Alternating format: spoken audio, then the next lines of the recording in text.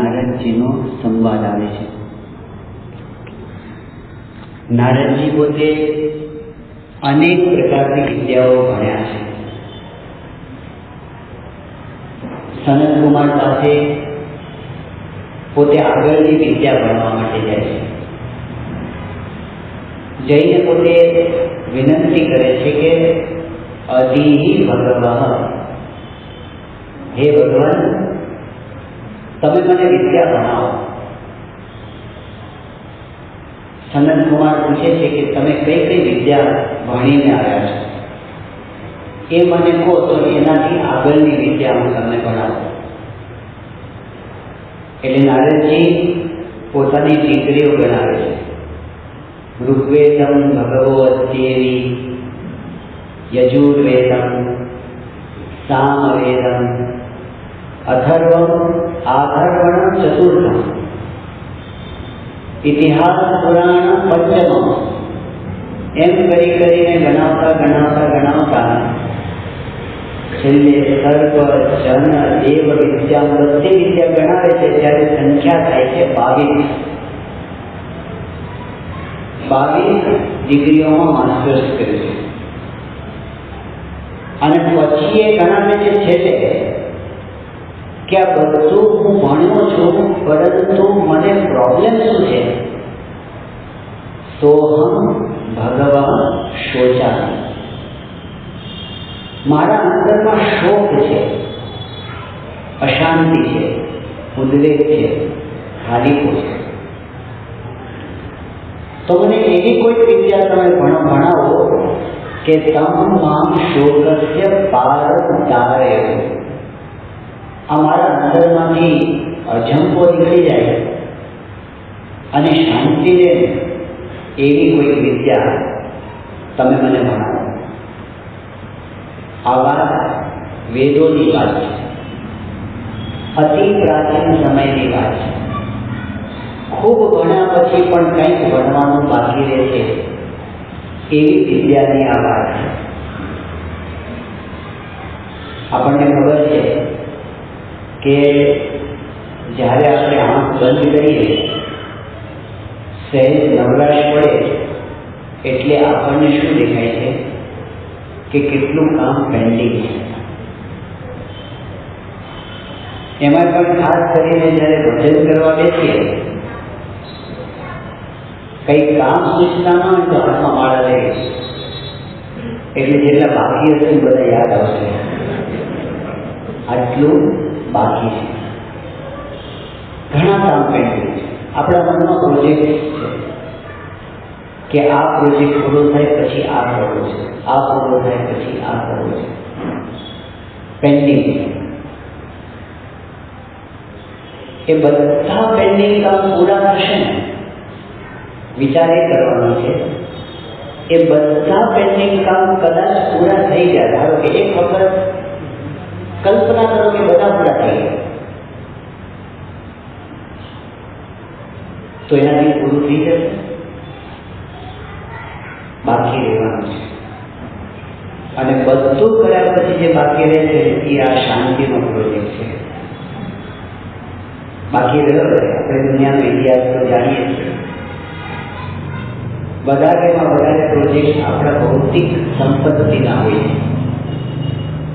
આટલું પાર પાડીએ, આટલું મેળવીએ. એક દુકાન છે તો બીજી દુકાન કરીએ, એક ફેક્ટરી છે તો બીજી ફેક્ટરી કરીએ. ડેવલપમેન્ટ થવું જોઈએ, વિકાસ થવો જોઈએ, દુનિયાનો ક્રમ છે.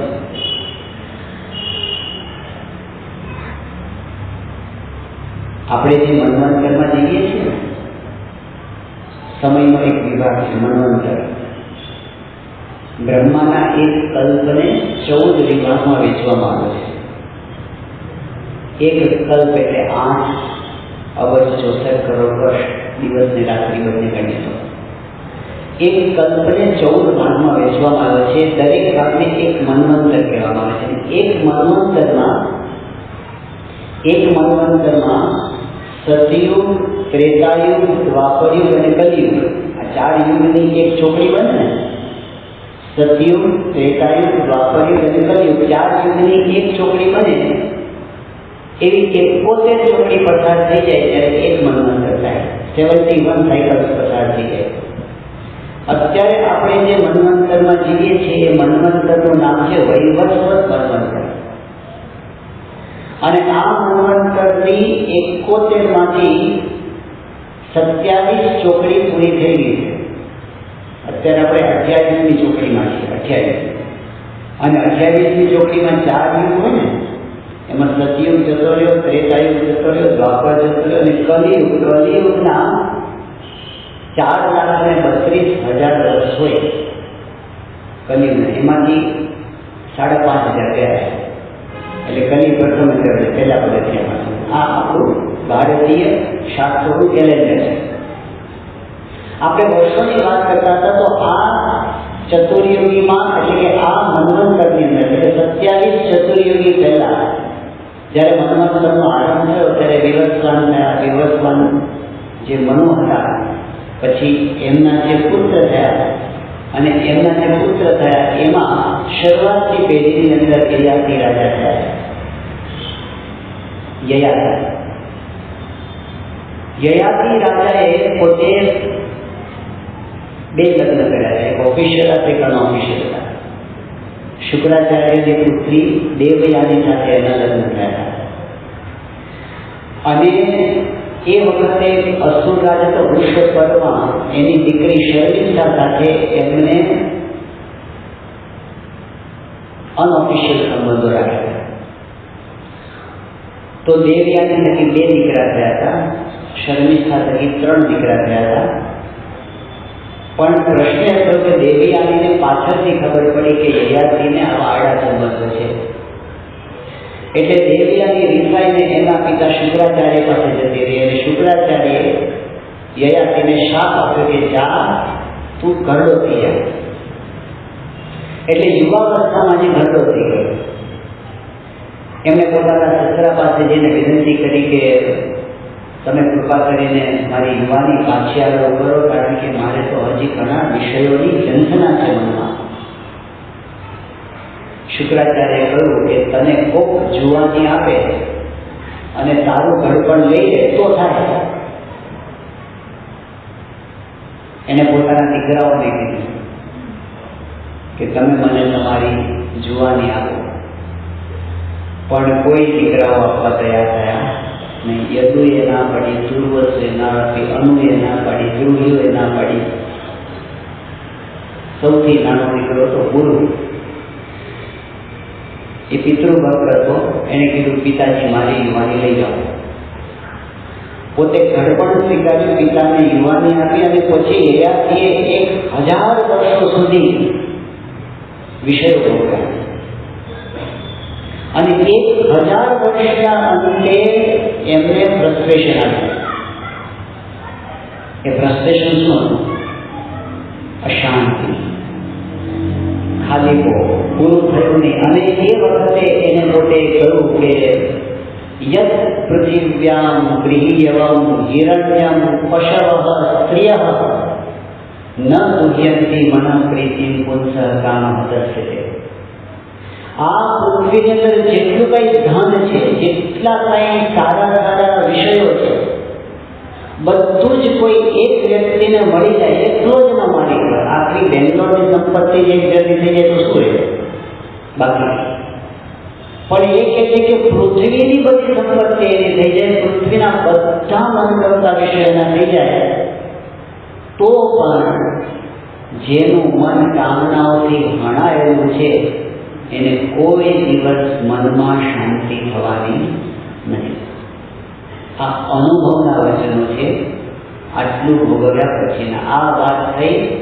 હવે ગુણાકાર કરજો કે એક ચતુર્યુગીની અંદર 43,20,000 વર્ષ થાય. એક ચતુર્યુગી ગુણ્યા 27 કરીને જેટલા વર્ષ થાય એટલા વર્ષ પહેલાની વાત છે. એટલે લાખો વર્ષ પહેલા યયાતિ પોતાનો અનુભવ કહી ગયા છે. આપણે થોડાક નજીક આવીએ. 4,000 વર્ષ પહેલાની વાત. બાઇબલની અંદર, ઓલ્ડ ટેસ્ટામેન્ટની અંદર કિંગ સોલોમનની વાત આવે છે. ઇઝરાયલનો રાજા. એના માટે એવું કહેવાય કે he was the richest and the wisest man of his time. સૌથી વધારે ધનવાન, સૌથી વધારે બુદ્ધિમાન, કુશળ રાજા હતો. વિષયોના ઢગલા હતા. 9.5 લાખ તોલા સોનું દર વર્ષે એના ખજાનામાં ખડકાતું. 700 રાણીઓ હતી, 300 રખાતો હતી. દરેક રાણીને એક બંગલો હતો, દરેકને સ્વતંત્ર બગીચો હતો, દરેકને એક રથ હતો અને દરેક રથને 4 અરેબિયન ઘોડા હતા. વિષયનો પાર હતો, પણ આખી જિંદગી એને આવી દુનિયાની રીતે જોઈએ તો સફળ જિંદગી જીવ્યા પછી અનુભવ શું? હવામાં પાછા, મારા હાથમાં કાંઈ આવ્યું નહીં. હજી થોડાક નજીક આવી, 200-250 વર્ષ પહેલા નેપોલિયન થયો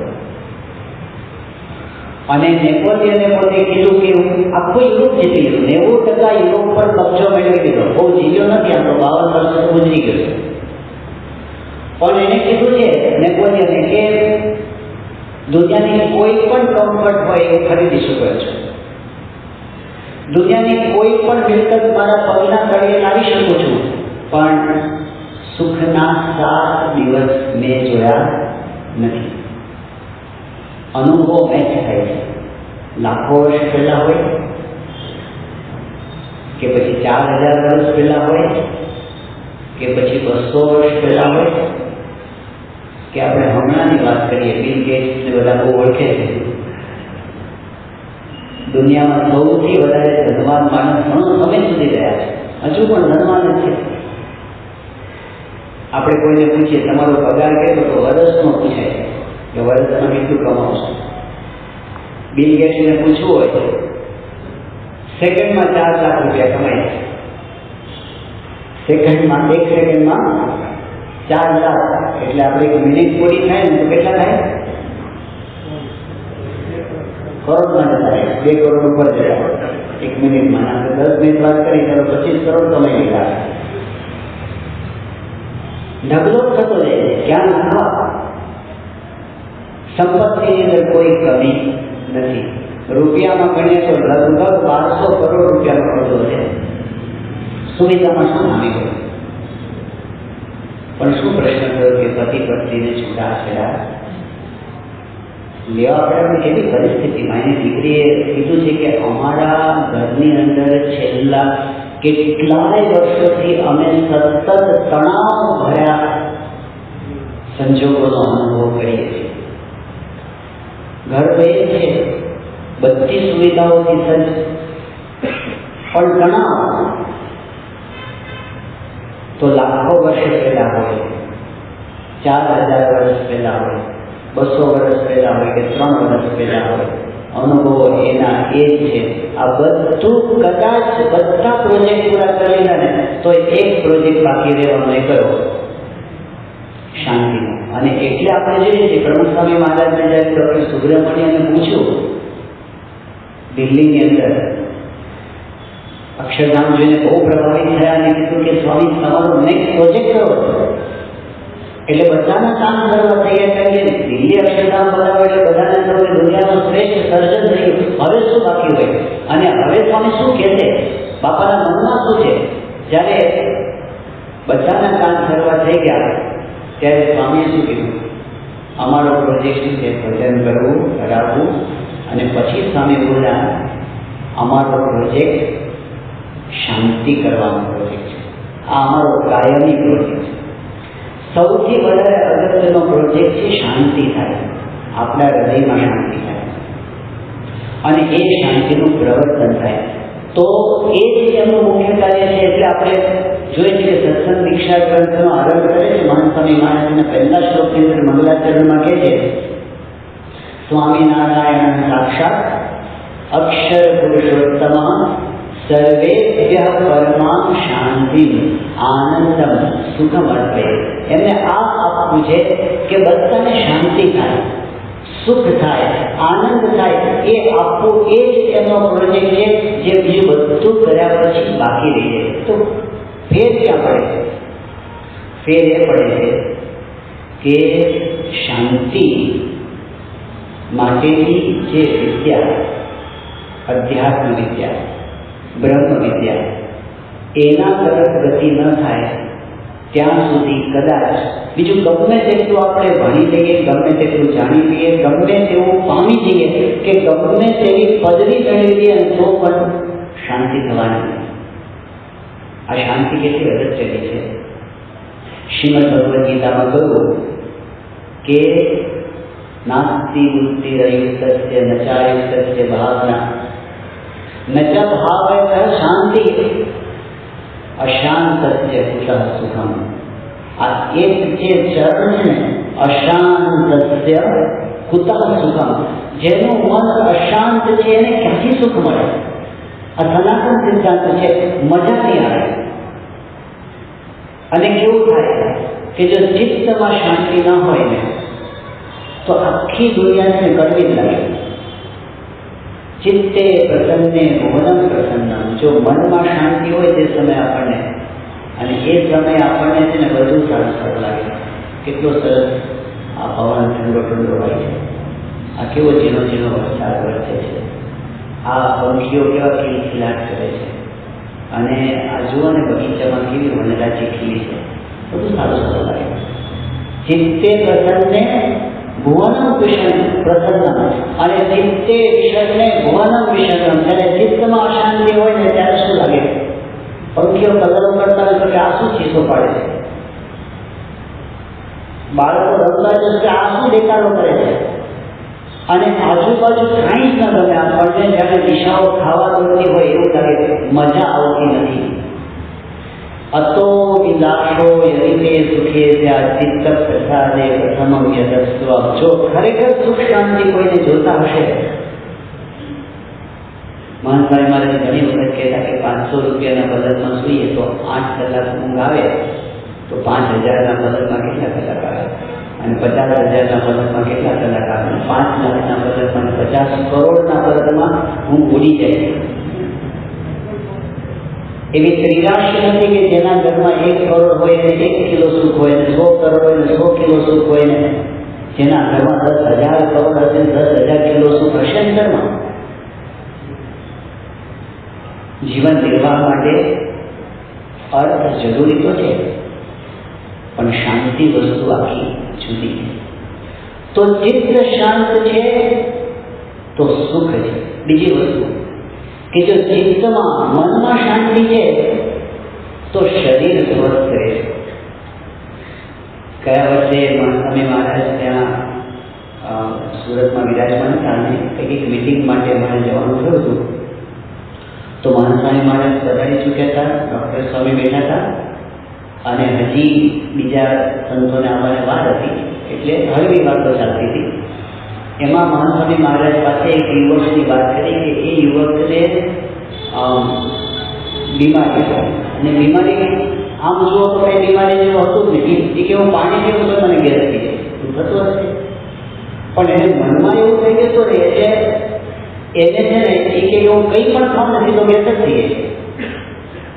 એટલે ડૉક્ટરોને ખબર હતી, એને થોડી ખબર હતી, પણ એ મને આના આશીર્વાદ આપો તો જ મને સારું છે. એટલે મહાસ્વામી મહારાજ પાસે યુવકની વાત કરી કે સ્વામી આ એક યુવક છે અને આવું એને થાય છે, આપ આશીર્વાદ આપો.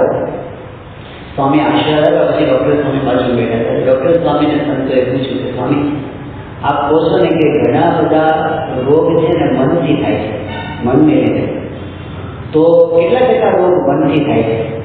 એટલે એમણે કીધું કે મેં એવું વાંચ્યું છે કે 90% રોગ છે ને એનું મૂળ મનમાં છે. કંઈક ને કંઈક મનમાં પ્રોબ્લેમ હોય એટલે શરીરમાં રોગ થાય છે. આવું ડૉક્ટર સ્વામી બોલ્યા. પછી મહાસ્વામી મહારાજને એ વખતે પૂછ્યું થતું કે સ્વામી, ડૉક્ટર સ્વામી એમ કહે છે કે કેટલા ટકા રોગ મનથી થાય છે? તો એ 90% છે. આપણું શું કહેવું છે? મહાસ્વામી મહારાજ કે 100%. ક્યાંક મનમાં બરાબર ન હોય ને એની અસર શરીર પર થયા વગર રહેતી નથી, ચોક્કસ અસર થાય છે. તો કેટલીક તો સીધી અસર હોય છે, દાખલા તરીકે બ્લડ પ્રેશર ઉપર અસર હોય છે, ડાયાબિટીસ પર અસર હોય છે, અલ્સર ઉપર અસર હોય છે. આવી બધી વસ્તુ તો સીધી એન્ઝાઇટીની અસર હોય છે, પણ ઇનડાયરેક્ટ અસર જો મન નબળું પડે તો શરીર પર એની અસર. હા, એવું નથી કે રોગ છે ક્યારેક ઇન્ફેક્શનથી થતા હશે, ક્યારેક આજુબાજુના વાતાવરણમાંથી થતા હશે, થતા હશે, ના નથી. પણ ઇમ્યુનિટી ઓછી થાય છે એના ઉપર તો મનની અસર છે, જે બીજા રોગો સવાર થઈ જાય છે. મન નબળું પડે તો એની અસર શરીર પર થાય છે. મન અશાંત થાય તો શરીરમાં રોગો થાય છે. ત્રીજી વસ્તુ એ છે કે આપણે જે કંઈ કામ કરીએ છીએ ને એ કામ સારું થાય ને એટલા માટે પણ મન શાંત રહે જરૂરી છે.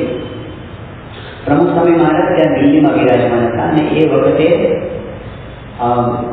આપણે એક સંનિષ્ઠ હરિભક્ત છે અમેરિકાના, એનું નામ છે યોગેશભાઈ જોશી, લોસ એન્જલસ બાજુ કેલિફોર્નિયામાં રહે છે અને બહુ મોટી મોટી કંપનીઓમાં અને બહુ જ મોટી પદવી ઉપર કામ કરેલું છે. એ વખતે પોતે HP કંપનીના સિનિયર વાઇસ પ્રેસિડેન્ટ હતા અને ઘણી બધી કંપનીઓની કન્સલ્ટન્સી એમણે કરેલી. એ વખતે ભારત અમેરિકાની અંદર જે બહુ જ ઊંચી પોસ્ટ પર જે ભારતીયો પહોંચાવે એનું નામ હતું. તો એ પોતે પોતાના બિઝનેસના કામ માટે દિલ્હી આવ્યા હતા અને ત્યાં એમને ખબર પડી કે બાપા અહીં વિરાજમાન છે એટલે પ્રમુખ સ્વામી મહારાજના દર્શન કરવા માટે ગયા હતા.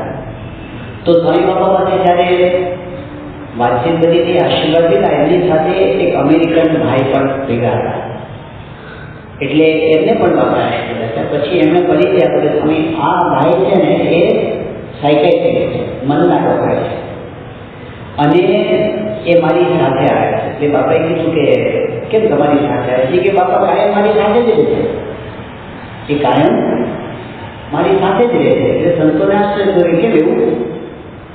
તો એ કે મારા પર્સનલ સાયકાઇટ્રિસ્ટ. એટલે કેમ પર્સનલ તમારી? એ કે મારી કંપની એને વર્ષે $1,00,000 પગાર આપે છે.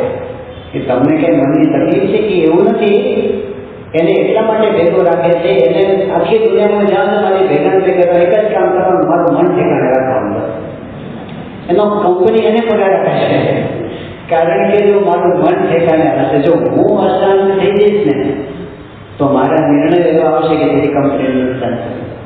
એટલે એને ખબર પડે છે કે જો સારું કામ કરવું હોય ને તો મન ઠેકાણે જોઈએ.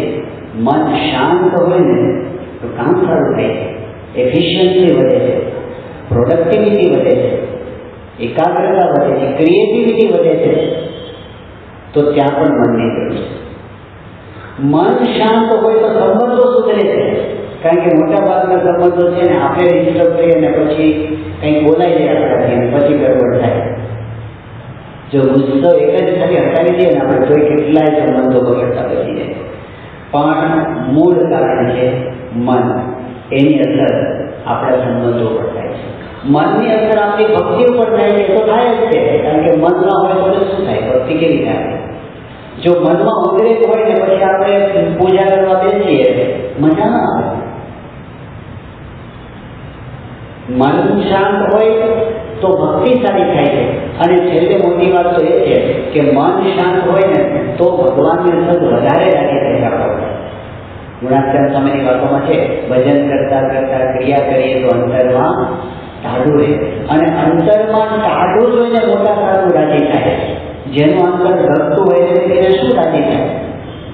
તો એની દ્રષ્ટિ વિશેષ પડે છે આપણા ઉપર, અને જ્યારે મોટા પુરુષની દ્રષ્ટિ થાય ત્યારે જે સુખી હતી એ વિશેષ સુખ, એ આગળનું સુખ છે. પણ એમની દ્રષ્ટિના અધિકારી થવા માટે પણ આપણું મન શાંત હોય ને તો એની દ્રષ્ટિ થાય. એટલે એટલી તો ખબર પડે છે કે આપણા જીવનનો એક ઘણા બધા પ્રોજેક્ટ છે, પણ એક મુખ્યમાં મુખ્ય પ્રોજેક્ટ હોય તો એ છે શાંતિ. અને એ શાંતિનો માર્ગ છે અનુભવીઓએ આપણને બતાવ્યો, આધ્યાત્મિકતામાં બતાવ્યો. આપણે હવે પછીના દિવસોની અંદર એ વાત જોવાના છીએ કે શાંતિના માર્ગે જતા આપણે એવી કેટલીક જગ્યાઓ છે જ્યાં આપણે અટકી જઈએ છીએ, આપણો રસ્તો બ્લોક થઈ જાય છે, આપણને આગળ સૂઝતું નથી. એવી જગ્યાઓએ આપણે મનમાં અશાંતિનો અનુભવ કરીએ છીએ, ત્યારે ત્યાંથી એક સાઈડનો રસ્તો કાઢી આપે અનુભવી પુરુષ.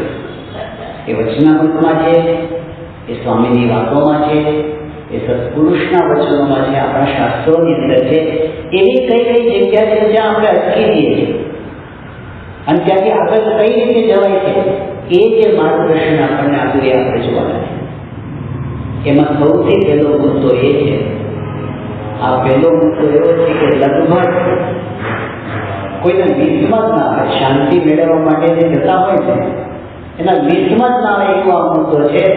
અને એ મુદ્દો જેટલો સ્પષ્ટ સ્વામિનારાયણ ભગવાને કર્યો છે ને એટલો દુનિયામાં ક્યાંય જોવા મળે છે. એ પહેલો મુદ્દો કયો છે? પહેલો મુદ્દો એ છે કે જ્યારે કોકનો અવગુણ આવે છે ને ત્યારે આપણને અશાંતિ થાય છે. કોકનો અવગુણ આપણને દેખાય, એ અવગુણનું ચિંતન થાય, એમના પ્રત્યે એલર્જી થાય, એમના પ્રત્યે દ્વેષ બંધાય, એનું ખરાબ થાય એવા મનના સંકલ્પો થાય, એમના પ્રત્યે દુશ્મનાવટ થઈને એનું ખરાબ કરવા માટેના પ્રયત્ન થાય. આપણે ચડતા પગથિયા છે અશાંતિના. પણ શરૂઆત ક્યાંથી થાય છે? જ્યારે આપણને કોઈનો અવગુણ આવ્યો ને સમજવું, એલર્જી થવા માંડે ને એટલે આપણે અશાંતિના રસ્તે ચડી ગયા છે. પછીના મુખ્ય ગરડા પ્રથમ પ્રકરણનો 28. આ એટલા માટે આપણે સમજવું જરૂરી છે કારણ કે આ વચનામૃતની શરૂઆત મહારાજ ત્યાંથી કરે છે જ્યાં આપણે પહોંચી ગયા છે. શંકરાચાર્ય 3 વાત બતાવી. દુર્લભમ ત્રયમેવૈતત દેવાનુગ્રહ હેતુકમ. 3 માના દુર્લભ છે, બહુ મુશ્કેલીથી પ્રાપ્ત થાય છે 3 માના. એ 3 માના કયા? મનુષ્યત્વ, મુમુક્ષુત્વ, મહાપુરુષ સંશ્રય. મનુષ્યનું શરીર મળવું દુર્લભ છે, મળી ગયું. બીજી વસ્તુ, મનુષ્ય દેહ ઘણાને મળે છે પણ મુમુક્ષુતા દુર્લભ છે, ભગવાન ભજવાનો વિચાર નથી આવતો. આપણે એમાંય કંઈક અંશે આગળ આવીએ, મુમુક્ષુતા. પણ ત્રીજી વસ્તુ છે મહાપુરુષ સંશ્રય. મુમુક્ષુતા હોય પણ એવા પુરુષ નથી મળતા, આપણને એ પણ મળી ગયા, એટલે કે આપણે સત્સંગમાં આવી ગયા. આ ત્રણેય વાના જેને મળી ગયા ને, હવે એના માટેની વાત મહારાજ કરે. એટલે સત્સંગી થયા પછીની વાત. તો મહારાજ શું વાત કરે છે કે આ સત્સંગમાં આવ્યા પછી જે આગળ વધવાનો હોય એના આ લક્ષણ છે, અને જે પાછો પડવાનો હોય એના આ લક્ષણ. હવે આપણે મેચ કરવાના કયા આપણામાં આવે છે? તો મારે છે પેલા પાછો પડવાનું મતભેદ કરે. આ સત્સંગમાં જે પાછો પડવાનો હોય એને પહેલામાં પહેલું શું થાય છે? દિવસે દિવસે સત્સંગી માત્રનો હૈયામાં અવગુણ આવવાની શરૂઆત થાય છે. અને અવગુણ આવવો એટલે શું? મારે સરસ સમજાયું તરત પછીના વાક્યમાં. અવગુણ આવવો એટલે શું? મારે એને એમ થાય છે કે હું સમજું છું અને બીજા બધા અણસમજુ છે. આવું એને થવા માટે આટલું નથી સમજતા, આટલું નથી સમજતા, આમ નથી સમજતા, ત્યાંથી શરૂઆત થવા માટે. હું સમજું છું અને બીજા સમજતા નથી. એનું પરિણામ શું આવે છે? મારે છે કે એનું પરિણામ એ આવે છે, રાત્રિ દિવસ હૈયામાં મૂંઝાયા કરે. દિવસે કે સુખે કરીને બેસી શકે નહીં, રાત્રે સુવે તો નિદ્રા આવે નહીં, અર્ધ ભરેલા કાચની પેટે ધુધવાડ કરે, ધુમાડા નીકળવા માટે. આ તો એકદમ અતિશય ઊંઘના વિગ્રહ છે. આપણે આવા નથી, આપણને તો દિવસે ઊંઘ આવી જાય, એટલે રાત્રે ઊંઘ ના એવું આપણને થતું નથી. પણ સામે બીજી વાત બતાવી છે કે સત્સંગમાં જે આગળ વધવાનું હોય, દિવસે દિવસે સત્સંગી માત્રનો હૈયામાં ગુણ આવે છે. બધા મારાથી મોટા છે, હું બધાથી નાનો છું. અને એનું ફળ શું મળે છે? એનું ફળ એ મળે છે, 8 પહોર સત્સંગનો આનંદ એના હૈયામાં રમતો રહે છે. હવે આપણી પરિસ્થિતિ શું છે? આટલા બધા તો ખરાબ નથી આપણે કે રાત્રિ દિવસ ધૂંધવાયા કરતા હોય, એવું તો નથી. પણ આ બાજુ નથી. એટલે 8 પહોર સત્સંગનો આનંદ છે વચમાં ક્યાંક છે. એટલે સત્સંગી માત્રમાં અવગુણ નથી આવતો, પણ કેટલાકમાં આવી જાય છે. કેટલાકનો જે આપણે છે ને અવગુણ, એ આપણી શાંતિને બગાડી નાખે છે. ખરેખર આદર્શની વસ્તુ છે. યોગીજી મહારાજે યોગી ગીતાની અંદર એક એવો અદભુત સિદ્ધાંત મૂક્યો. યોગી બાપા કે મોટપ શું? ચલો મોટપ શું? વ્યાખ્યા આપો. મોટપ શું? આપણને એમ કે 50, 100, 500, 1000, લાખ માણસ આપણને રિસ્પેક્ટ આપે છે, આપણને પ્રેમ કરે છે, તો આપણે મોટપને પામે દુનિયામાં. યોગી બાપાએ પહેલી જ ચોખી મૂકી, માણસ માને એ મોટપ નહીં. તો કઈ મોટપ? યોગી બાપા કે હૈયામાં શાંતિ રહે મોટપ. અને પછી તરત વાત કરી હૈયામાં શાંતિ કેમ રહે? યોગી બાપા કે હું કોઈનો અવગુણ લેતો નથી એમ એના અંતરમાં ધારું રહે. આ કેટલી અદભુત ક્લેરિટી આની અંદર છે શાંતિ માટેની. આખી દુનિયા જો આપણને માનતી હશે ને તો પણ આપણને શાંતિ થવાની નથી, જ્યાં સુધી આપણે કોઈકનો અવગુણ લેતા હશું ત્યાં. આ દુનિયામાં મોટા મોટા સેલિબ્રિટીઝ છે ને એની દશા આવી, એમને હજારો માણસો માને, લાખો માણસો માને, એની પાછળ ફરતા હોય, પણ જ્યાં સુધી એમના હૃદયમાં બીજાનું સ્થાન ન હોય, પ્રેમ ન હોય, આદર ન હોય, નિર્દોષ ભાવ ન હોય, એલર્જી હોય, એને અશાંતિ જ રહે. માઇકલ જેક્સન જેવા પોતે એટલી લોકચાહના પ્રાપ્ત કરી, પણ એના અંતરમાં શું લાગતું? મુસાફરી કરવા છે. I am the loneliest person in the world. આખી દુનિયાનો સૌથી એકલો. અરે ભાઈ, તમે બહાર નીકળો છો ને તમારા દર્શન માટે લોકો પાછળ પાછળ દોડાદોડી કરે છે, પણ અંતરમાં કેમ નથી શાંતિ? કોઈકનો પણ અવગુણ હોય ને આપણને મજા આવે નહીં. સત્પુરુષની વિશેષતા એ છે, લાખો લોકો એમને ચાહે છે એ એમની મોટપ નથી, એ સૌને સાચા દિલથી ચાહે છે એ જ એમની મોટપ. આજે આપણે જોઈએ છે હૈયામાં શાંતિ રહે મોટપ. અને હૈયામાં શાંતિ શું? યોગી બાબા કે હું કોઈનો અવગુણ લેતો નથી એવું જ્યારે મનમાં રહે ત્યારે આપણને શાંતિ સાચા અર્થમાં રહે છે. બીજી વસ્તુ એ છે, થોડાક આગળ વધીને પોઝિટિવ સાઈડમાં હમણાં છે,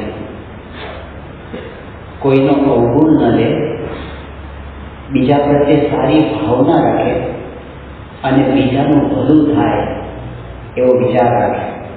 પ્રમુખ સ્વામી મહારાજનું સૂત્ર, બીજાના સુખમાં આપણું સુખ છે. સામાન્ય વસ્તુ નથી. બીજાના દુઃખમાં દુઃખી થવું સહેલું છે, બીજાના દુઃખમાં દુઃખી થવું સહેલું છે. એ કરુણા છે, પ્રેમ છે, દયા છે.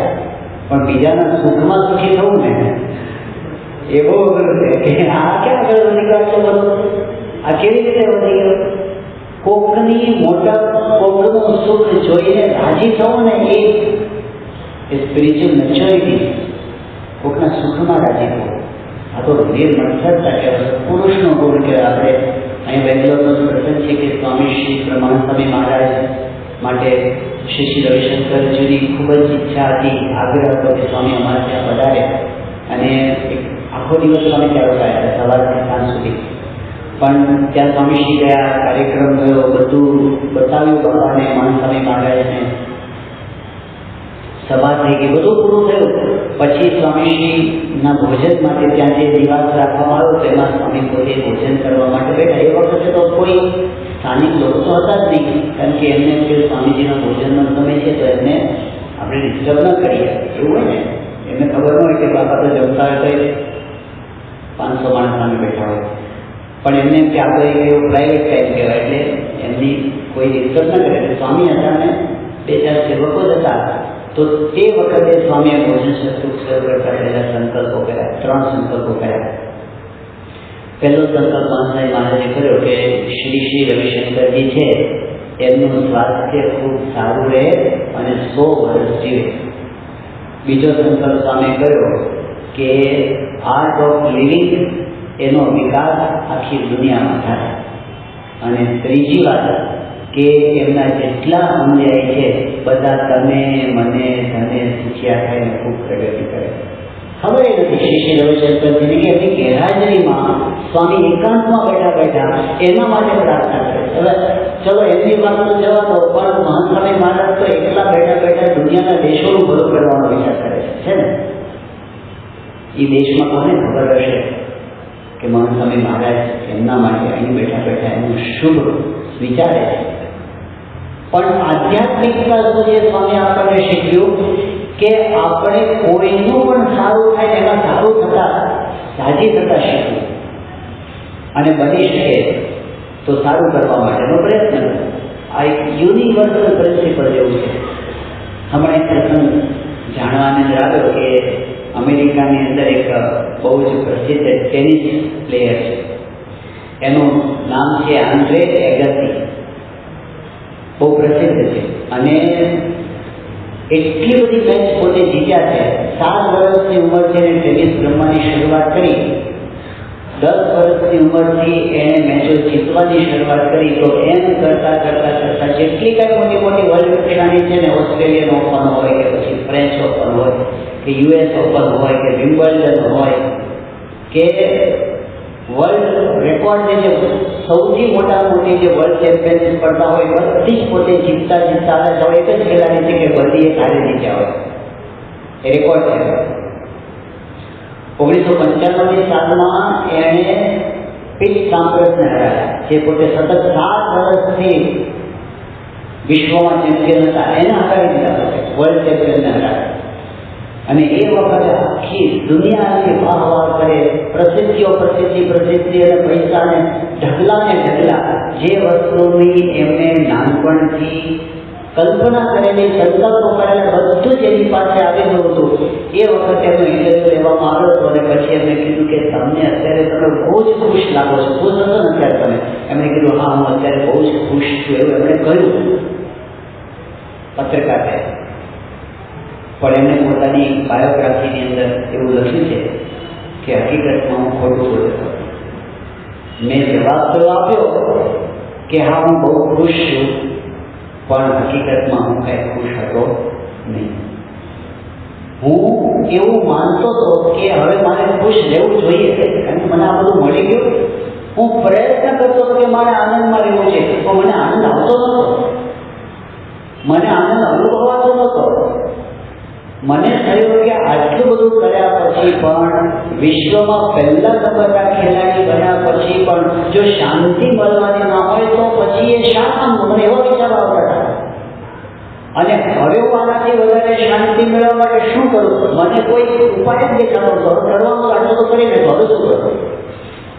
એ વખત એમને રખડતો રહેતો, હું બ્લેક કોફી પીતો રહેતો, રેસ્ટોરન્ટમાં જતો, દિવસો પસાર કરતો, કાંઈ દેખાતું નહોતું. એક વખત હું રેસ્ટોરન્ટમાં બેઠો હતો અને એ વખતે મેનેજર ફ્રેન્કી નામનો હતો, જેને મારી સાથે મિત્રતા હતી, એટલે બધી પોતાની અંગત વાતો પણ શેર કરતા મારી સાથે.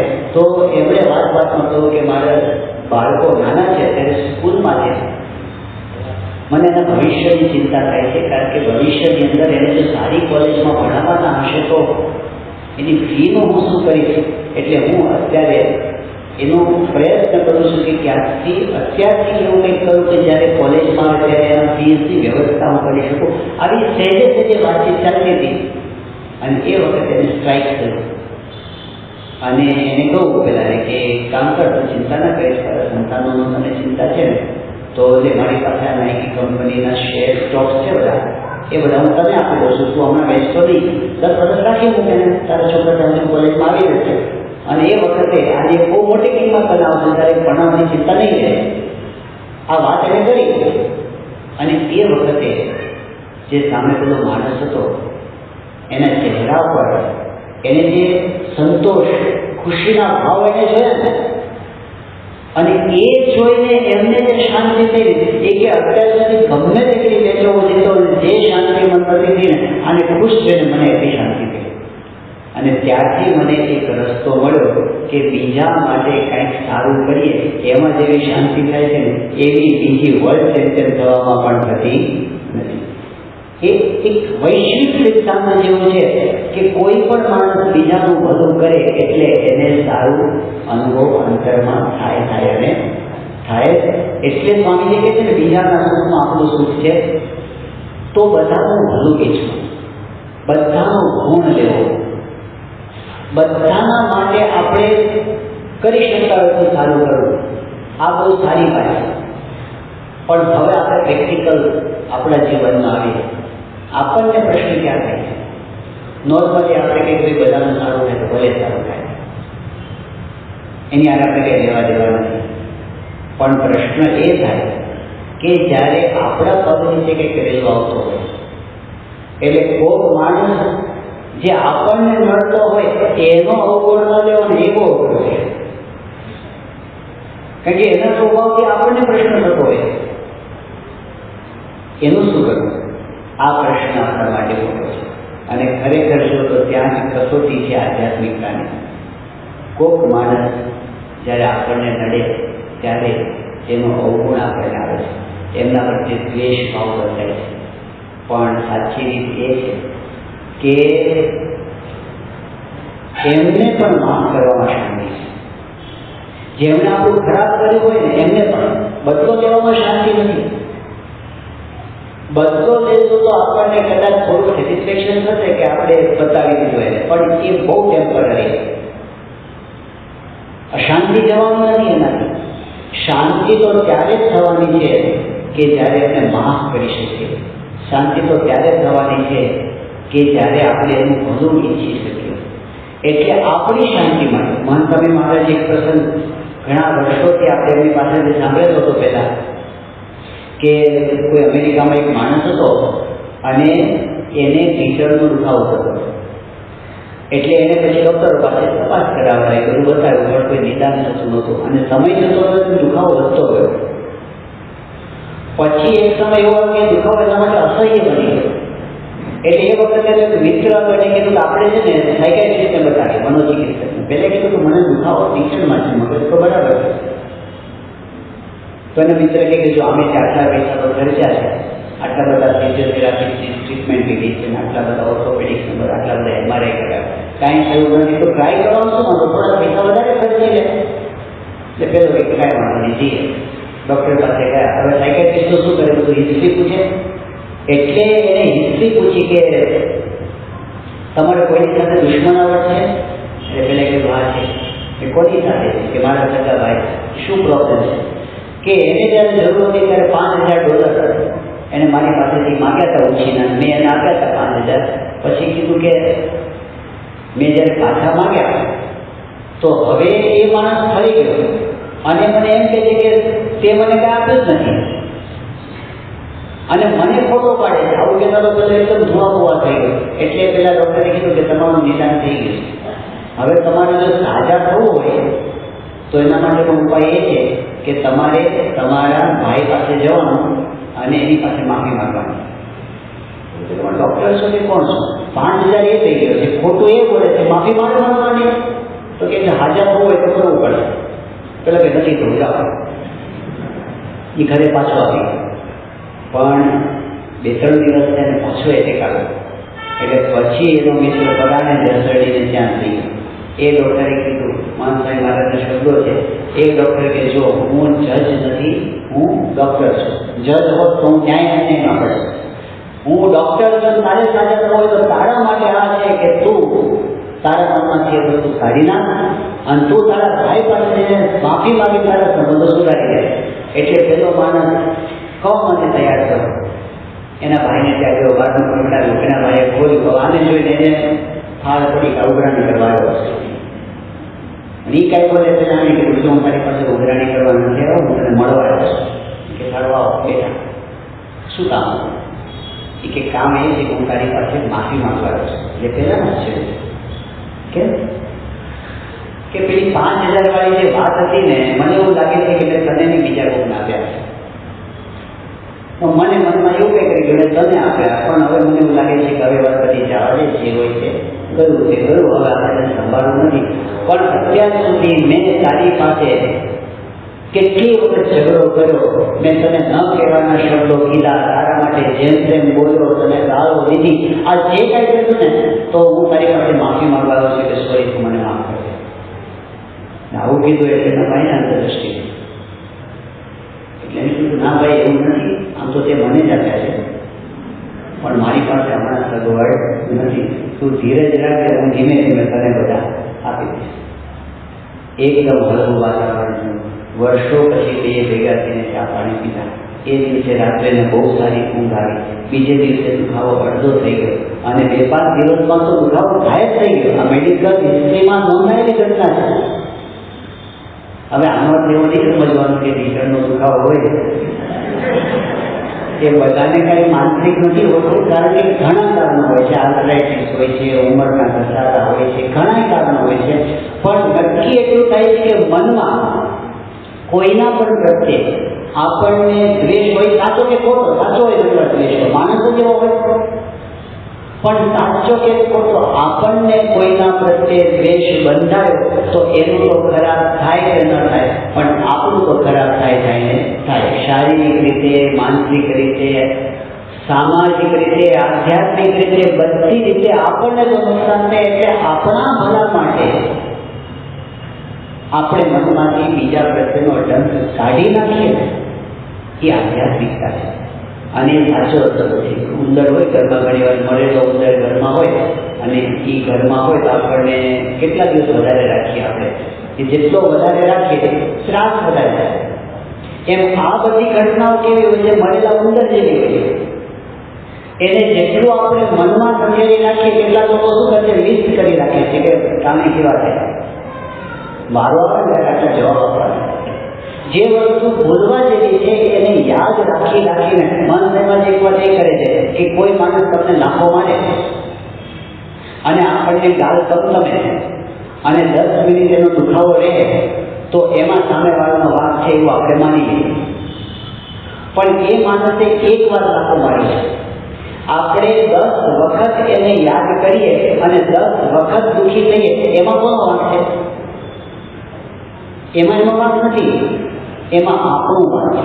નેગેટિવ ઘટનાઓને વારંવાર સંભાળીને દુઃખી થવાની જે ટેવ પડી છે કે અશાંતિ વધારે છે. ફરિયાદોને ભેગી નહીં કરવાની, માફ કરતા. આતંકવાદીને માફ કરી શકાય પ્રમુખ સ્વામી મહારાજ, તો આપણે સત્પુરુષના જીવનમાં જોઈએ છે કે એમની આજે મહાન સ્વામી મહારાજને આપણે જોઈએ તો એમને જીવનમાં ઘણું સહન કરવામાં આવે છે, પણ એમને કોઈ યાદ રાખ્યું નથી કોના તરફથી શું સહન કરવાનું હોય છે. આમ જો તો યાદ શક્તિ બહુ જ તેજ છે. 50 વર્ષ પહેલાની વસ્તુઓ કાલે મળ્યા હોય એવી રીતે પોતે આપણને યાદ કરીને બતાવી દે છે. પણ જે એમને સહન કરવાનું થયું છે ને, જિંદગીમાં એક પણ વખત એમને યાદ કર્યું નથી. કોઈના તરફથી એ અંદરના હોય, બહારના હોય, જે હોય છે દ્વેષ જ નહીં કોઈ પ્રકારનો.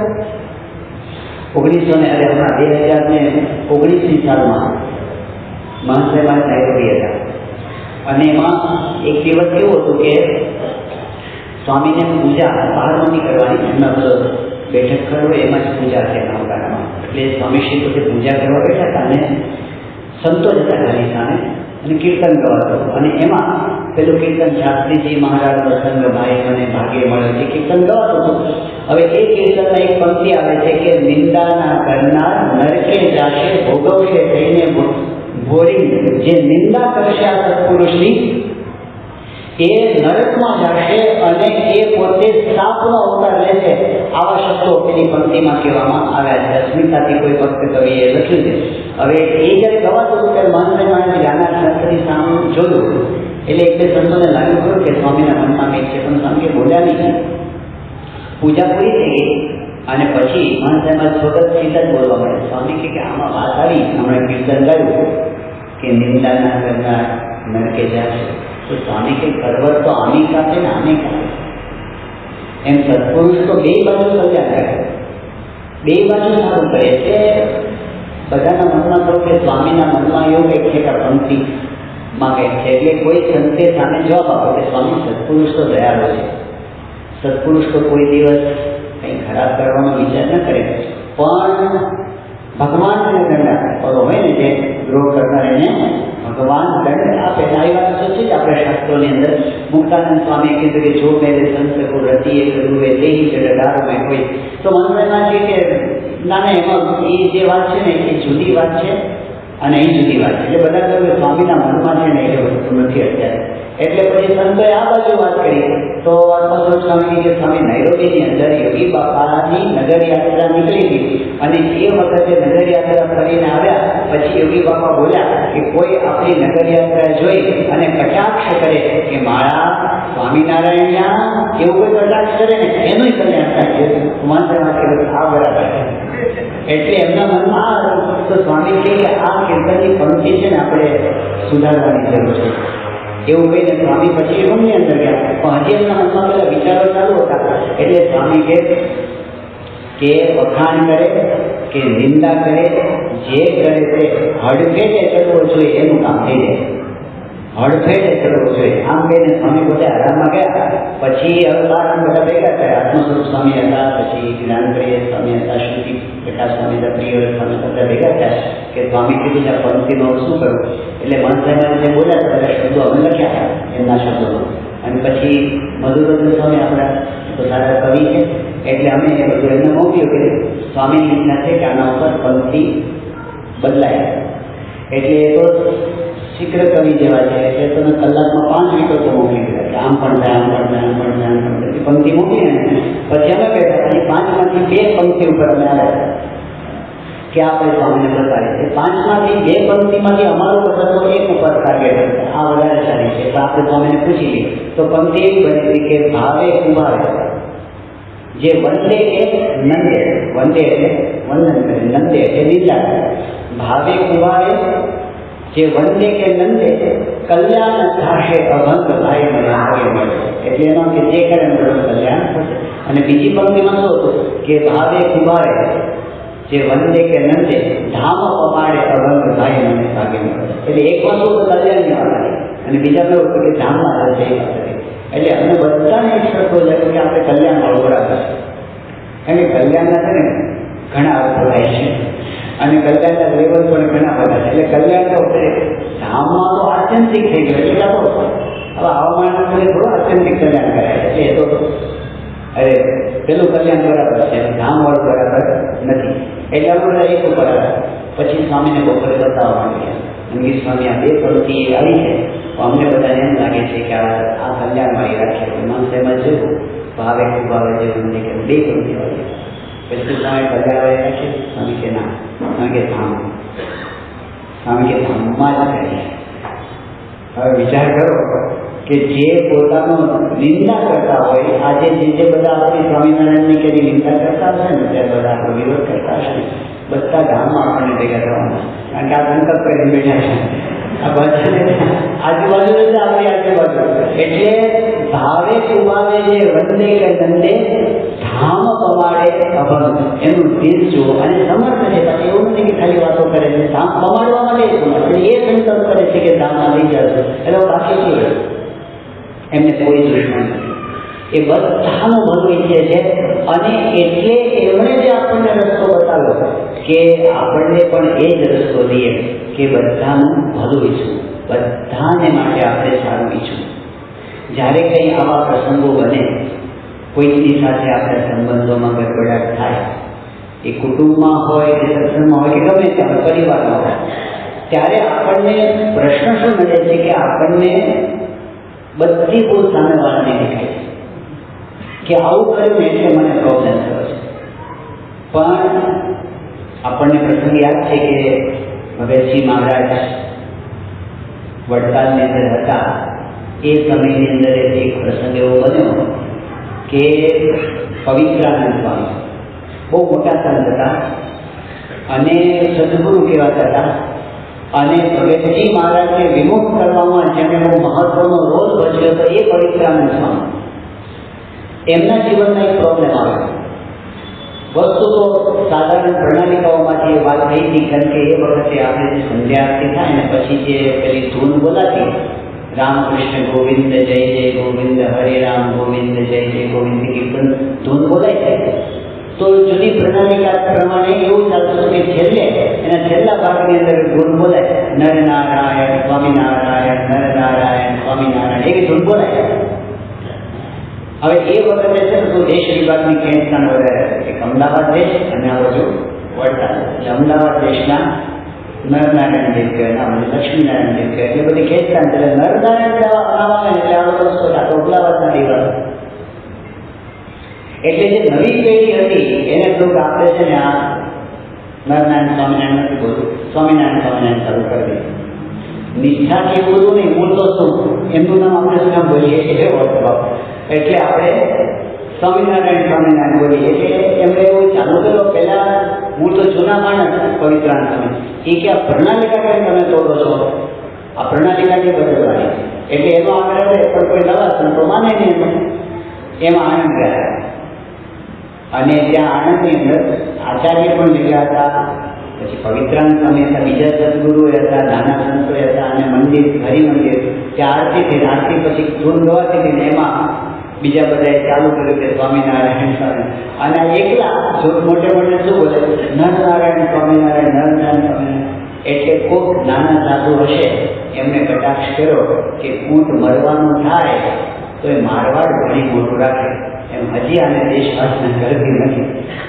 હવે મૂળ શું હતું કે લખનઉ બાજુના હતા, પૂર્વાશ્રમમાં લખનઉ બાજુના હતા, અને દેશ વિભાગના લેખ પ્રમાણે જો તો લખનઉ છે ને એ અમદાવાદ દેશમાં. એટલે એ વખતે બધા આમ બોલ્યા, પવિત્રાનંદ સ્વામીને થયું કે આટલો સદગુરુ મોટા હોય ને જાહેરમાં કોઈ બોલી જાય એટલે પવિત્રાનંદ સ્વામી આજુબાજુ, તો આજુબાજુ બીજા બધા જે નાના બધા હશે જેને વધારે લાગે એટલે એમને મોટેરાનું સમજવું. મોટેરા એટલે જે સદગુરુ હતા, આચાર્ય હતા, તો એ કઈ બોલ્યા નહીં. એમણે ઠપકો આપ્યો છે એ આવું ના બોલાય, આ મોટા સદગુરુ છે આવું ના કરાય, એવું કોઈ કઈ બોલ્યા નહીં. એટલે એને મારો હાડે મારો કોઈ પક્ષ નહીં, અને બધામાં પડી ગયા છે. અને એટલું બધું એમને દુઃખ લાગી ગયું કે એને તાવ આવી ગયો, શરીરમાં બેચેની થઈ ગઈ. અને પછી એના સેવક સંતને કીધું કે આપણે હમણાં વડતાલ જતા જશું, વડતાલ જતા પણ બળતરા અંતરમાં એટલી બધી થાય. અને આવું બધું ક્યારેક થયું હોય ને, આપણું અપમાન થયું, કોઈ બોલી ગયો, ત્યારે આપણે શું થાય એ કહેશે છે કે ફરી એની જ રેવાની થાય, તમે બંધ કરો તો પાછી જ આવે, બંધ કરો તો પાછી થાય, ઊંઘ ના આવે, કંઈ ચેન્જ ન પડે. એટલે એક પ્રસંગ 100 વખત મનમાં ફરી જાય, જે બધું થયું હોય ને આખી ફિલ્મ આવે. એટલે પવિત્રાનંદ સ્વામી એમાંથી એટલી બધી અકળામણ એમને થઈ, પણ મહારાજના સંત હતા ને એમને એવી ખબર હતી કે કથા વાર્તાથી શાંતિ થાય. એટલે એમને પોતાના સેવક સંતને કીધું કે જો સભા મંડપમાં કોઈ કથા સંભળાવે એવું છે તો સેવક સંત ગયા હતા સભામાં, અને ત્યાં ભગતજી મહારાજ હતા. જે પ્રાગજી ભગતને વિમુખ કરવામાં એને મોટો રોલ બચ્યો હતો એ ભગતજી મહારાજ. તે વખતે ભગતજી મહારાજ બોલાતા કે આપણે સાથે બેસીને કથા કરીએ છીએ, પ્રાગજી ગ્રુપમાં પવિત્રાનંદ સ્વામી કે તમે વિમુખ ન કરો તો હું પવિત્રાનંદ નહીં. તો ભગતજી મહારાજ કે સ્વામી જો ખરેખરની ગુણાતીતને સેવા હશે તો આપણે સાથે બેસીને કથા વાર્તા કરવી છે. એવું એ વખતે વાત કરી હતી. વિવેચન વિમુખ તો કર્યા, પછી ભગતજી મહારાજ સંસ્થામાં પાછા પણ લેવા ગયા. પણ પછી આ પ્રસંગ આવેલો ઉભો રહ્યો ત્યારે પવિત્રાનંદ કે પ્રાગજી ભગતને બોલાવો, એ આવ્યા. અને પછી પવિત્રાનંદ કે પ્રાગજી અંતરમાં શાંતિ થાય એવી કંઈક વાત કરે. અને ભગતજી મહારાજ અંતર્યામી બધું જાણતા હતા. એમણે પંચાળાનું 3જું વચનામૃત વંચાવ્યું. અને એ વચનામૃતની અંદર પહેલા જ પેરેગ્રાફની અંદર જે વાત આવે છે, મહારાજે કહ્યું કે જે કેવળ બીજાના જ અવગુણને જોવે છે અને પોતાના અવગુણને નથી જોતો ને એ મૂર્ખ છે. પવિત્રાનંદ સ્વામી આ સાંભળતા હતા. ભગવાનની કૃપાથી અને ભગતજી મહારાજના પ્રતાપે એમને શું થયું, અત્યાર સુધી એમના મનમાં એમ હતું આ બરાબર કરતા નથી, આ બરાબર કરતા નથી, આ બરાબર. પણ આ વચનો જેનું ફોકસ અંદર ગયું. એમણે પોતાની જાતનો વિચાર કર્યો અને એને એવો વિચાર આવ્યો કે જેણે અપમાન કર્યું, જેને વાણી વિવેક છોડી દીધા, એનો વાંક છે તો ભલે એનો વાંક છે. પણ મને આ સત્સંગની અંદર 30-40 વર્ષ થયા અને હજી એક શબ્દ હું સહન ન કરી શકતો હોઉં તો એ મારો વાંક નહીં. 40 વર્ષને સત્સંગ કર્યું છે. અને એક્ઝામ્પલ નામે તો પ્રાગજી ભગત, કે આ પ્રાગજી ભગતનું કેટલું અપમાન થયું છે છતાં પણ એના મુખની રેખા બદલાઈ નથી. અને હું આટલું અપમાન સહન ન કરી શકતો તો એ મારો વાંક છે. મારે એટલા તો ખમતીદાર થવું જોઈએ ને સત્સંગમાં, એને પોતાના ઉપર જ્યાં સુધી એને એમ રહેતું હતું કે પહેલા લોકોને જ્યારે ઠપકો અપાય, એને દંડ થાય, એના પર પગલાં લેવાય તો જ મને શાંતિ થાય એમ થતું હતું ને. હવે બદલાઈ ગયું. હવે બાજી મારા હાથમાં, જેને જે બોલવું એ બોલે, જો મને સમજણ થઈ જશે તો શાંતિ મને આવી જશે. અને એટલે એમણે બધાને ભૂલ બાજુમાં મૂકી અને પોતાની ભૂલ સમજોને શાંતિ થવા માંડી, તરત જાડું થવા માંડ્યું. એટલે સાચો ઉપાય તો એ છે કે આપણે જે કોકના અવગુણ જોશું ને ત્યાં સુધી આપણને મજા આવવાની આપણી ભૂલનો સ્વીકાર. અને એમાં પણ જો ખરેખર શૂન્યતા હોય તો આપણી ભૂલની માફી માગવા સુધીની તૈયારી. હવે આ બહુ જ અઘરી વસ્તુ છે, અતિ શૂન્યતાનું કામ છે. એક હરિભક્ત હતા, તો હવે આપણા એક સંત સાથે પોતે વિચરણમાં સાથે જોડાયા છે વિદેશમાં. પછી વાતચીતમાં એમને વાતમાં આપી ગઈ એના પરિવારની, અને પછી એને કીધું કે મારે મારી દીકરી સાથે બોલવાનો પણ વ્યવહાર રહ્યો નથી. એટલે પેલા સંતે કીધું કે એમાં શું થયું? કે દીકરીનો સ્વભાવ આવો છે, નામ છે, બધું કીધું. પછી એને પેલા સંતે કીધું પણ દીકરી તો વાત હશે, પણ તમે તો વડીલ છો, તમારે ત્યાં તમે બોલી ગયા કે હું પછી બોલી જાઉં ને, મેં ગુસ્સો કર્યો છું, હું આમ બોલું છું. તો પેલા સંતે એક કામ કરો કે તમે તમારી દીકરીની માફી માગો. એટલે એ બને જ નહીં, કેવી રીતે બને? પણ સંતે થોડુંક આગળ રાખ્યું કે તમે ટ્રાય કરો. એટલે હિંમત જ ના આવે, કારણ કે કેટલાય સમયથી બોલવા બંધ થઈ ગયું. અને પછી બહુ કીધું એટલે એને ફોન જોયો, અને ફોનની અંદર પેલી તેની દીકરીને ચાલશે પેલા બાપના પિતાનો ફોન આવ્યો, પણ ફોન ઉપાડ્યો અને પહેલું જ વાક્ય બોલે કે બેટા આઈ એમ સોરી, હું માફી માગું છું. અને આટલું જ જ્યાં બોલે ને એની દીકરી ધ્રુસકે રહેતો હોય. એટલે એના હૈયામાં જેટલો બળતર બધી કાંઠો પડી હતી એ બધી ઓગળી ગઈ અને બે પક્ષે શાંતિ થઈ ગઈ. હવે આટલું જ કહેવાનું. પણ શરૂઆત આજે એક ડગલું ભરવું ને, હિન્દીની અંદર એક વાર્તા આવે છે અભ્યાસક્રમની અંદર, આપકા બંટી નામની વાર્તા છે. બંટી નામનો એક બાળક છે, એના માતા પિતા બંને બહુ જ ભણેલા છે. માતા છે એ કોલેજમાં કંઈ પ્રિન્સિપાલ છે અને પિતા છે એક ડૉક્ટર થયેલા છે. અને બંને પ્રતિષ્ઠિત વ્યક્તિ છે, બંનેને પોતાની વૃત્તિનું અભિમાન છે. હવે ઘર બેઠે નાના મોટા પ્રશ્નો તો થાય, એ પ્રશ્નોની અંદર એકબીજાનો અહંકાર એ એવો વોટે ચડી ગયો ને એટલે સંબંધો બગડવા અને પછી આંટી એવી પડી, બંને જુદા રહેવા માંડે. તો બંટી બિચારો ઘડી કઅહીંયા રહે, ઘડી કઅહીંયા રહે, એ ફંગોળાયા કરે. એને ખબર ન પડે કે કેમ સમજતા નથી. એની સાથે નહીં પ્રેમ કરે, પણ ઓલા અંદર અંદર એકબીજાને. અને છેલ્લે વાત તો આટલી જ આવી ગઈ હતી કે બંને પતિ પત્નીને પણ એમ થાય કે આપણે સંબંધો સારા હોય તો સારું. એ તો એની ખબર પડે, પણ એ શું થાય કે જો સામેવાળી વ્યક્તિ મારી પાસે આવી અને જો માફી માગે ને તો હું તરત માફી આપી દઉં. તો આને એમ થાય કે એ જો આવે મારી પાસે માફી માગે તો હું તરત માફી આપું, હું નમું. એમાં ને એમાં વડ ચડતો ગયો એવો ચડતો ગયો. પછી આ તો ક્યાં સુધી વાત પહોંચે છે કે પહેલા એકબીજાને બતાવી દેવા માટે એના જે પિતા હતા એને પોતે બીજી સ્ત્રી સાથે સંબંધો રાખવા પડે, અને આ જે એની માતા હતી એને ખાલી ઓલાને બતાવી દેવા માટે બીજા સાથે રહેવાનું ચાલુ. હવે બતાવી દેવા તો પેલાની ઘણી છે પેલા છોકરાની બંટીની તો વિચાર, અને છેલ્લે એમાં ને એમાં કોઈ નમી દેતા નથી ને વાત પૂરી થઈ ગઈ છે. નમવાની અંદર કોણ નમે એ હારું એવું આપણે માનીએ, પણ જે નમે છે ને એ જીતે, અને એમાં ખરેખર બહુ મોટું ફળ છે. આપણે આપણા સત્સંગના જ પ્રસંગનો વિચાર કરવો હોય તો આપણો સત્સંગ ભારતની બહાર જે શરૂઆતથી સત્સંગની શરૂઆત છે આફ્રિકાથી ગઈ, અને એ આફ્રિકાના સત્સંગના પાયામાં પણ સૌથી પહેલા પાયાના બે હરિભક્તો હોય તો હનુમાનભાઈ અને મગનભાઈ. બે શરૂઆતમાં બધા બીજી ભેગા થઈને સભા કરે.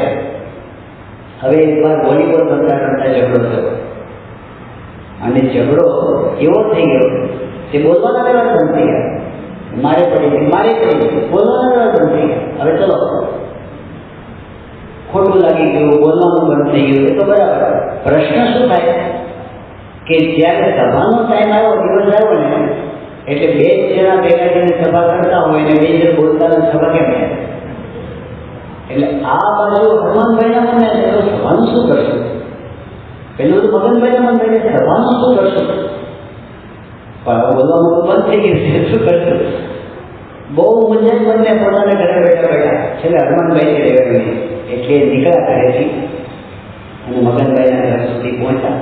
પછી તો જે એક પગલું છે ને, એક કિલોમીટર જેવું લાગે. છેલ્લે જે હિંમત કરી અને એને બારણું પકડાવ્યું અને મગનભાઈએ બારણું ખોલ્યું અને હનુમાનભાઈ પૂછ્યું કે મગનભાઈ સભા નથી કરી? મગનભાઈ કે બહુ સારું થયું તમે આવી ગયા, હું રાત જ આવો તો બહુ સારું. એ દિવસે જો બેમાંથી એક જણ નમી ન ગયા હોય તો આફ્રિકાનો સત્સંગ ના હોય. અને જો આફ્રિકાનો સત્સંગ ના હોય તો ઇંગ્લેન્ડ ન હોય, કારણ કે ત્યાંથી જ ઇંગ્લેન્ડ હોય. અને જે ઇંગ્લેન્ડનો સત્સંગ ના હોય તો અમેરિકામાં ન હોય, કારણ કે અમેરિકામાં જ ત્યાંથી સત્સંગ થશે. બરાબર ને? 70ની સાલમાં શરૂઆત ત્યાંથી જ અમેરિકા ગયો છે. તો અમેરિકાની અંદર જે અત્યારે 6 શિખરબદ્ધ મંદિરો, 1 અક્ષરધામ અને 125 મંદિરો આપણા અમેરિકાની ભૂમિ ઉપર એ કાંઈ ન હોય જો એક જણ મૂક્યું. ક્યાંથી શરૂઆત થાય છે?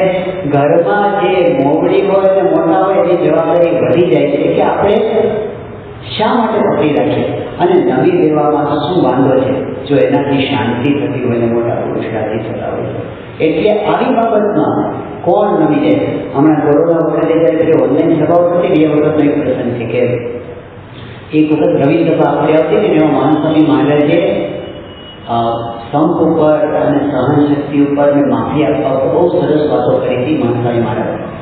હવે અમેરિકાની અંદર ત્યાંનું એક સેન્ટર છે, ત્યાં એક આપણો બહુ જ નિષ્ઠાવાન સત્સંગી યુવક છે. એ તો કાર્યકર છે ત્યાંનો, પણ એના પિતાશ્રી એ પોતે ભારતથી રિટાયર થઈને ત્યાં ગયા હતા હમણાં 6-8 મહિના માટે રહેવા માટે નીકળ્યા સાથે. પણ બહુ બુદ્ધિશાળી, બહુ ભણેલા, બહુ ઊંચી પોસ્ટ ઉપર રહેલા અને સત્સંગ એટલો બધો નહીં. સભા સાંભળતા કોઈ લાઈવ સભામાં જતા. હવે છેલ્લા 8-10 વર્ષથી એમને અને એમના બંને આંટી પડી ગઈ. પહેલા ડૉક્ટર હતા, હાઈ પ્રિન્સિપાલ હતા, બેની વચ્ચે બરાબર આંટી પડી. આંટી એવી સાવ નજીવી બાબતોમાં પણ આંટી એવી પડી ગઈ હતી કે એ બેને તો બોલવાના વ્યવહાર બંધ થઈ ગયા, પણ એ બંનેને લીધે એ બંનેના જે પરિવાર હોય, એના પત્નીઓ, એમના બાળકો બધાને ઓર્ડર કરે એના ઘરે જવાનું જ નહીં, એના પ્રસંગોમાં નહીં જવાનું, એના લગ્નમાં નહીં જવાનું. છોકરાઓને બિચારાને બહુ ઈચ્છા હોય, પણ બે વડીલો એ બહુ પકડી રાખ્યો હતો ને આંટી, તો 10 વર્ષ થઈ ગયા હતા. અમને બધાને ગમતું નહોતું, પણ શું થાય? એ દિવસે આ મહાનસ્વામી મહારાજના આશીર્વાદ સાંભળ્યા અને ખબર નહીં એમને કંઈક અંતરદૃષ્ટિ થઈ, અને એવી અંતરદૃષ્ટિ એમણે સીધો ફોન જોડ્યો બંને નીકળી ગયા. અને એમને શરૂઆતના 2-4 વાક્યોમાં જ એને જે કીધું કે આપણે આટલા વર્ષોથી બોલતા નથી, પણ આજે મેં મહાનસ્વામીની કથા સાંભળી અને મને એવું લાગે છે કે આપણે આંટી મૂકી દેવી જોઈએ, બસ આટલું. તો સામે પક્ષી તો તૈયાર જ હતા. શરૂઆત આંગળી કરીને તો એમને કીધું ના વાંક તમારાની વાત તો મારે છે, કારણ કે ના વાંક તમારાની વાત તો મારે પૂરું થઈ ગયું. અને બંને પરિવારમાં એટલી બધી ખુશાલી છવાઈ ગઈ. એ છોકરાએ અડધો કલાક મારી સાથે ફોનમાં વાત કરી છે, આનંદ વ્યક્ત કર્યો કે અમારા પરિવારમાં જે બધાના મનમાં હાડ હતો ને 10 વર્ષથી એકદમ હળવા ફૂલ અને થઈ ગયા. પણ શરૂઆત કોણ કરી? એટલે આજે શાંતિ છે ને એ અહંકાર રાખી મૂકવામાં નથી, કોઈનો અવગુણ જોવામાં નથી, કોઈના જુદા હિસાબો પકડી રાખવામાં નથી, પણ ભૂલી જવામાં છે, માફી આપવામાં છે, માફી માગવાની અંદર છે, ઉદાર થવાની અંદર છે. અને એવું જો થાય તો ખરેખર સંબંધોમાં અને આપણા હૃદયમાં બધે શાંતિ શાંતિ શાંતિ થઈ જાય એવું છે. એટલે આજે વચનામૃતની અંદર માતાજીની વાત કરી છે ને કે આપણે ભલે ભગવાનની ભક્તિ કરતા હોઈએ, પણ જ્યાં જ્યાં આપણે બીજા સાથે વ્યવહાર કરવાનો થાય છે, સત્સંગમાં ભક્તો સાથે, પરિવારમાં આપણે સદાવાલા સાથે, પણ જેમની જાતની સાથે વ્યવહાર કરવાનો થાય છે એમના જે કાંઈ સ્વભાવો હોય તો એનો અવગુણ જ્યારે આપણે નહીં જોઈએ, એમના ગુણ જ્યારે આપણે જોશું, જ્યારે આપણે આપણી ભૂલનો સ્વીકાર કરીશું, જ્યારે એમની ભૂલની આપણે માફી માગીશું અને એમની ભૂલને આપણે માફ કરીશું, તો એનાથી જ ખરેખર આધ્યાત્મિક શાંતિ આપણા હૃદયની અંદર થાય છે. ટેમ્પરરી એવું લાગે કે આપણે હાર સ્વીકારી લઈએ, પણ ખરી ચીજ આની અંદર છે, કારણ કે ભગવાનને શું એમાં રાજી થાય છે. એટલે આ એક વસ્તુ આજે આપણે જોઈએ, કઈ કઈ જગ્યાએ આપણું શાંતિ અટકી જાય છે. એમાં એક કોઈકનો અવગુણ આવે છે કે દ્વેષ મંડાય છે ત્યારે આપણી શાંતિ અટકી જાય છે. એમાં આગળ જવાનો રાજમાર્ગ આપણને વચનામૃતની અંદર બતાવ્યો, યોગી બાપાએ બતાવ્યો, પ્રભુ સ્વામી માટે નામ સ્વામી મહારાજે બતાવ્યો. તો આપણે પ્રાર્થના કરીએ કે એ શાંતિના માર્ગે આપણે આગળ વધી શકીએ. શ્રી સ્વામિનારાયણ ભગવાન.